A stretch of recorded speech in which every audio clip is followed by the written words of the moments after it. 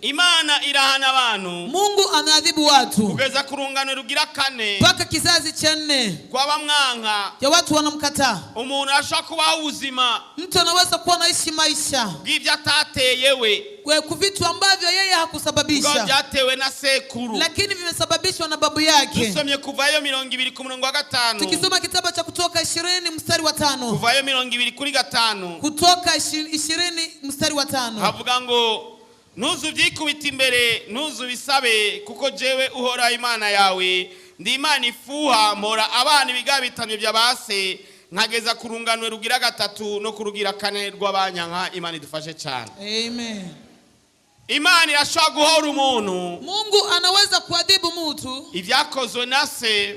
kwa yale maovu ametendewa na baba yake. Ivyakozwe na sekuru. Vilivyofanywa na babu yake. N'ivyakozwe na sekuru za wiwe. Na vile vimefanywa na babu yake tena. Ubuzima abanyafrika tubayemo. Katika maisha wa Afrika tunaishi. Suko tutiga nk'abazungu. Si kwamba hatusomi kama wazungu. Mbere tugiye mu ishure rimwe nabo turabarusha ubwenge. Tukienda darasani pamoja tunawazidia akili. Uzubaza abarundi bari Buraya canke muri Amerika. Uliza warundi wako Ulaya ama Amerika. Yesu ashimwe. Amen. Ico baturushije gusa. Kile walichotuzidi tu. Basekuru babo bakoreye Imana. Babu zao walitumikia Mungu. Natwe basekuru bacu baravyonza Imana. Na sisi mababu zetu wamemuasi Mungu. Barasenga ibigirwamana. Waliomba miungu. Baricana. Walikuwa wanauana. Barasambana. Walikuwa wanazini. Baradenderezanya. Walikuwa wanasemea uongo. Akagire umuntu nabi ataco bamuhoye. Anatendea mtu vibaya bila sababu. Imana ikacibibahora. Mungu anawaadhibu kutokea n'abana biwe. Na anaadhibu pia na watoto wake. Nabuzukuruza. Na wajukuu na wajukuza. Niko Imana imeze. Ndio si Mungu alivyo. Haleluya. Amen. Imana niinduka. Mungu habadiriki. Imana niko imeze. Mungu ndio si alivyo. Haleluya. Amen. Ariko lakini wakiriye Yesu. Mwa watu waliompokea Yesu. Turafise ubasha bwo guhindura ivyo bintu. Tuna mamlaka ya kubadilisha hivyo vitu. Vugindi amena numve ko ari huri. Sema amena kubwa alisikia kama uko hapa. Yesu aguhezagire cyane. Yesu akubariki sana. Uzosanga mu miryango. Utakuta katika familia. Ubuzima bwawe. Katika maisha yako. Je narigeze no gusuzuma nanje mu muryango iwacu. Mimi niliwahi kucheki katika familia yangu. Hari ibintu usanga bifata abana ba mbere muri uwo muryango. Kuna vitu nakuta vinakumba watoto wa kwanza katika familia. Iwawe. Mtoto wa kwanza wa kwako vimemkamata. Ni imfura yo kwa so wanyu. Hata mtoto wa kwanza wa babako mdogo na mkubwa. Uwo muvukana. Na mtoto wa kwanza yule ambaye mnazaliwa pamoja. Hari imiryango barongorwa batevye. Kuna familia wanaolewa wanakawia. Hari imiryango baheza badaheza ishure. Kuna familia wamalizi masomo. Hari imiryango ageze muri kaminuza bidakunda kwa iheza. Kuna familia ikifika kwenye university haiwezekani kwamba watamaliza. Hari imiryango hari ibintu ubisuzumye. Kuna vitu ukiviangalia ukivicheki. Usanga ni ibintu bigenda byisubiriza. Unakuta ni vitu vinaenda vinajirudi. Uno munsi turabihagarika mu izina rya Yesu. Tutavisimamisha katika jina la Yesu Kristo. Jendaza umuryango. Mimi ninajua familia. Itariki umupapa yapfiriye ko n'ukwezi. Tarehe baba amekufia ko na mwezi. Ninazumu umwana wiwe yaciye apfirako. Na ndio tarehe mtoto wake alikufia eko. Kandi munyumugore we yavuye apfa. Tena baadaye mke wake alikufa. Umugore nawe nyine yapfizo tariki n'ukwezi uko nyene. Na huyo mama alikufa tarehe hiyo na mwezi huyo. Urumva ari ibintu bigenda bibakurikirana. Unasikia kwamba kuna vitu vinaendelea vinawafuatilia. Ariko ibyagiye bikurikirana imiryango yanyu yose. Lakini vile ambavyo vimefuatilia familia zenu zote. Uyu munsi wewe. Leo wewe. Niwo mwazananye wo mu muryango. Na yule ambaye amekuja pamoja mwana familia. Nibizomukurikira mu izina rya Yesu. Havitamfuatilia katika jina la Yesu Kristo. Turaza kubihagarika mu izina rya Yesu. Tutakwenda kuvisimamisha katika jina la Yesu. Haleluya. Amen. Jana natanga ingene Imana imeze. Mimi nimeshangaa gisi Mungu alivyo. Nasomye inkuru ya Kora na Datani na Abiramu. Nimesoma habari ya Kora na Datani na Abiramu. Kora na Datani na Abiramu. Kora na Datani na Abiramu. Baragumukanye Mose. Walimuasi Musa. Baramugumukana. Wakamuasi. Kumakosa. Kwa makosa. Yoba yarafise cyangwa atafise. Labda alikuwa na makosa au ama hakukuwa na makosa hayo. Bamuhoye ibintu bibiri. Walimsababisha kwa sababu ya vitu viwili. Baravuga ati wewe Mose. Wakasema wewe Musa. Uje kudutwara we na mwene wanyu. Unakuja kutuongoza we na ndugu yako. Ibaze Mose niwe yari umushefu wa Israeli abatwara. Jiwaze Musa ndiye alikuwa kiongozi wa Israeli kwa grandfrere wiwe niwe yari chegera chiwe. Kakake mkubwa alikuwa wa chini yake. Ama grandsere wiwe Miriam. Dadake na Musa Miriam. Niwe yari ajeje louange na adoration. Yeye ndiye alikuwa anahusika na louange na adoration. Nuvuga Israeli bose. Nikusema wana wa Israeli bari batwawe n'akazu, walikuwa wanaongozwa na kanyumba, akazu k'abantu batatu, kanyumba ka watu watatu bavukana tena wandugu wanasaliwa kandi pamoja. abanyagihugu bandi bagumutse umenga barafise raison, Na raia wengine wakigumuka unasikia kwamba wako na haki. Haleluya, Amen, haleluya, Amen. baravuga ati ivyo nibishoboka, wakasema hiyo haiwezekani. utwara we na Aroni grand frere wawe, Wewe unatuongoza wewe na kaka yako mkubwa na dadako, nadukuye muri Egiputa, ukatutoa huko Misri, igihugu gitemba amata n'ubuki, nchi ya asali na maziwa, mutuzana muri iki gihugu mu bugaragwa, unatuleta katika jangwa hili. none ko mutaradushikana, Mbona hamjatufikisha? ahubwo tugiye kuberekana, Bali tunakwenda kuwafanyia kitu. abantu batatu bonyene, Watu watatu tu, Kora, Datani na Abiramu, na Abiramu, baragumura abantu, wakaleta fujo ndani ya watu. maze abantu bashika kuri 250, Watu wanafika kama 250, abantu bashika ku majana 250, kama watu 250. babakuru barongoye abandi, Viongozi wanaongoza wengine, kandi babamenyekana, tena wanajulikana, abaribo baca baja mu ruhande rw'abagumuka, wakaenda katika upande wa waasi. Mose agumana n'abanyagihugu basanzwe baja abandi basigaye, Musa akabaki na raia wa kawaida tu. Kora na Datani na Abiramu baravuga toya, Kora na Datani na Abiramu wakasema no hapana, nikunda, haiwezekani. mudutegeka gute? Mnatuamulisha kwa nini? Ishengero mwarigiza akazi, Kanisa mmefanya nyumba, ni tongo rya so, ni shamba la baba, aho nibikunda, hapo uwezekani. kandi Tena bamwe baraba Reubeni, wamoja walikuwa wa Reuben, abandi baca bayinjira mu bantu, wengine wakaingia ndani ya watu. baca binjira babantu gabo batatu bonyene, Wale wanaume tu watatu binjira mu bantu, wanaingia ndani ya watu, bafata abarongozi bose, wakakamata viongozi wote n'abamenyekana bo mu ishengero na rya wale Israeli, wanajulikana katika kanisa la abantu Waisraeli. bashika kuri 250 babaje inyuma, Watu kama 250 wakawaenda baravuga nyuma, ntibikunda, wakasema kubera iwezekani. kimana dukuye muri Egiputa, Kwa nini mmetutoa Misri, igihugu gitemba amata n'ubuki, nchi ya asali na maziwa, mukatuzana hano mnatuletea hapa mu gihugu cy'ubugaragwa, katika jangwa hili kubera ko tutarashikayo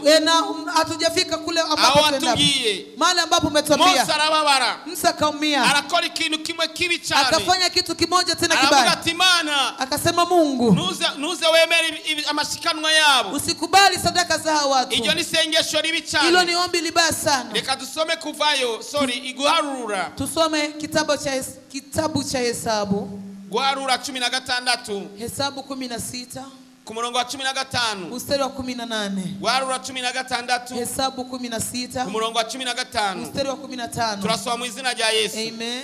Mose araraka cyane, asaba Uhoraho ati ntiwemere amashikanwa yabo, urazi ko atawe nanyaze indogoba n'imwe, cyangwa ngo hagire n'umwe nagiriye nabi. Imana dufashe cyane. Amen. Mujye umurongozi wawe, Kiongozi wako agusengeye ibindi bihano, akikuombea ingine madhabu, byoba bipfuma, itakuwa omwe. ariko agusengeye ngo Imana ntiyakira amashikanwa yawe, Lakini akikuombea Mungu asipokee sadaka bojya zako, bagusengeye nabi, atakuwa amekuombea vibaya. ngo Imana ntiyakira ishikano ryawe, Mungu eti asipokee sadaka yako, abagusengeye nabi, atakuwa amekuombea ariko vibaya. reka wowe Imana yakira ishikano Lakini ryawe. acha wewe Mungu apokee sadaka yako. Hari utavuze amena, Kuna mtu akusema nushaka amina? ko Imana yakira ishikano ryawe, Utaki Mungu apokee sadaka yako? reka Imana yakira ishikano ryawe. Acha Mungu apokee sadaka yako. Mose araraka, Musa akakasirika, aravuga ati Imana ntiwakira ishikano ryabo, akasema Mungu sipokee sadaka ya hawa watu. maze barakomeza Afu wakaendelea, imigumuko, au wakaendelea kuasi, amamitingi, meeting bagenda wanafanya, baca mu bantu, wanaingia mu watu kugezaho n'abalewi mpaka bo mu Walawi, muryango wa Aroni na Mose, familia ya Haruni na Musa, nabo na babijamwo, wao wakaingia mwa hivyo, barabyinjiramo, wakavingiamo abantu 250 watu 250 baragumuka. wakaasi. Mose acavuga ijambo, Musa kanena aravuga neno, ati reka abo bantu eti acha watu hao bahagarare ku mahema yabo, wasimame mbele ya mahema zao, nkora ikintu. sende kitu. Kuri 27, Hapo 27, kuri 16 27, hapo Hesabu 16 nuko 27. bigirayo bava ku mpande zose z'amahema ya Kora na Datani na Abiramu. Datani na Abiramu barasohoka bahagararana mu miryango y'amahema yabo, n'abagore babo n'abahungu babo n'abana babo bato bato. Imana yabwo icubahiro. Amen. ngo baca bahagarara impande y'amahema yabo wakasimama karibu na mahema zao n'abahungu babo na wagarso wao n'abana b'abahungu babo na watoto wa wagarso wao n'abuzukuru ni kusema wajukuu baca bahagarara impande y'amahema wakasimama karibu na hema zao. Mose acavuga ijambo Musa kanena neno aba bantu eti watu hawa nibapfa urupfu abandi bapfa wakifa kifo ambacho wengine wanakufa noba ntavuganye n'Imana sitakuwa nimezungumza na Mungu hacakora iki kintu paka kitu hiki kikafanyika aho nyene kuri 16:31 kugeza kuri 33 hapo 16:31-33 ku murongo wa 31 kugeza 33 agiyeza kuvuga ayo majambo yose aho nyene bahagaze isi irasaduka irasama ibamirana n'ingo zabo n'abantu bose bakora n'ibintu byabo byose nuko bo n'ibyabo byose bamanuka ikuzimu isi ibarengako bararanduka bazimangana muri iryo shengero. Imana idufashe cyane. Amen. Kora na Datani na Abiramu na Abiramu bahagaze impande y'amahema yabo walisimama karibu na hema zao n'abana babo na watoto wao n'abagore babo na wake zao n'abuzukuru babo na wajukuu zao n'ibyo batunze hata mifugo ambao wanafuga mangombe inama kondoo akameza agatanda kakitanda byose biraho vyote viko hapo ngo isi iruguruka eti dunia ardhi ikapasuka ikafunguka. Niko niyumvira niko nawaza umuzukuru mjukuu yamanutse avuga gute ameshuka kuzimu anasema nini abwiye shokuru anasema babu ati sogokuru babu wakoze ibiki umefanya nini cyangwa bakibashira hamwe ngo babatenge bashire ku ruhande rwabo wangali wanawatia pembeni wawatie hapo sogo wakoze iki walianza swali labda babu umefanya nini abahungu papa wagize iki wagaso wake baba umetenda nini n'abagore babo bakazana ati bamukwe nibiki wakazana bamukwe ni nini umugore nibiki mke ni nini ingana yetu ngombe naye hivyo ni vitu gani inama nibiki kondo hivyo Yesu ashimwe. Amen. None je nakoze iki? Mimi nimetenda nini? Niyo justice y'Imana, nibwo bugororotsi bw'Imana. Ndo uaminifu wa Mungu, haki ya Mungu. Nibwo butungane bw'Imana.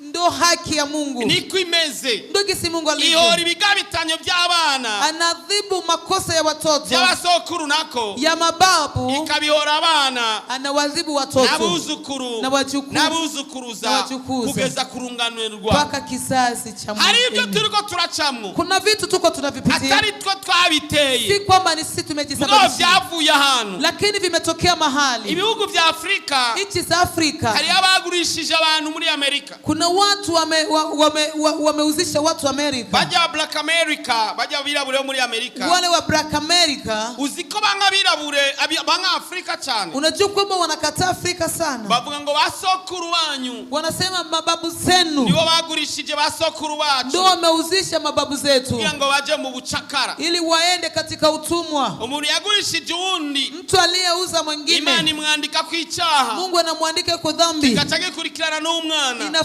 Inafuata na mtoto. N'umuzukuru. Na mujukuu. Kera. Zamani. Nta butungane bwari buhari.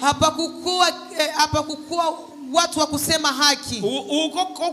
Ugukore ikosa batabica. Anayekutendea kosa walikuwa wanaua. Tange bakaroga. Ama wanaroga. Tange bakamugira ku bapfumu. Ama wanaenda kwenye wafumu. Ibyaha byakozwe ni byinshi cyane. Dhambi zilizofanyika ni nyingi sana. Ibyo bintu rero bigenda bikurikirana abantu. Hivyo vitu vinaenda vinafuatilia watu. Wewe ntubimenya. Wewe hujui. Ariko uzurabe. Lakini tizama vizuri. Naguhaye DAD. Na kupatia mtihani DAD. Devoir à domicile. Devoir à domicile. Ugenda usuzume mu muryango. Nenda ukacheki katika familia yako. Ari ibintu usanga byisubiriza. Kuna vitu utakuta vinajirudilia. Ari ibintu usanga bigaruka. Kuna vitu unakuta vinarudilia. Ari ibintu usanga biguma biza ari mu muryango. Kuna vitu unakuta vinarudia katika familia. Ibyo nyene. Hivyo. Nibyo tumenagura. Ndio tunakwenda kuvunja. Tuvunja tukamenyagura gose. Tunakwenda kuvunja kabisa. Tugaturira. Tunaunguza. Kugira ngo ubuzima bwacu. Ili maisha yetu. Uje kuri amasezerano Imana yadusezeraniye. Yaende kwenye ahadi Mungu ambazo ametuahidi sisi. Ndafise turorero twinshi. Nina mifano nyingi. Ariko nyiyanganire sinda dutange. Lakini leo nivumilie sitatoa mfano. Bibanye n'umwanya. Kutokea na muda. Ariko reka ndagusaba iki kintu. Lakini acha nikombe kitu kimoja tu. Tugira dusenge. Tunataka tuombe. Tugira dusenge. Tunataka tuombe. Tugira dutere. Tunataka tushambulie. Amatanguriro. Misingi ama mwanzo. fondation z'ivyo bibazo urimwo, za hizo shida ambazo huko unapitia ibibazo sasa, byo mu muryango, shida za kifamilia, probleme zo mu muryango, shida za familia, ingorane zo mu muryango, shida za familia. hari ahantu ubona ko hari barikade, hari barriere, Kuna mahali unaona kwamba kuna bariere, hari ahantu ubona umenga ntiharengana, kuna mahali unaona kwamba hapapiti. umunsi wagomba ugire aushikaha, Siku ulitaka kusema ufikie mahali no hapo, munsi yachazibi, ndo palikuja tatizo hili. igihe wagomba ugere hahandi, Wakati ulitaka piga hatua ufike ile mahali, yachazibi, ndipo palingia tatizo hili. bijya rero byabitumye, Haya yamesababisha ya matanguriro yabitumye, ile mwanzo, ile misingi niyo tugomba dukureho. ndo tunataka tuvunje.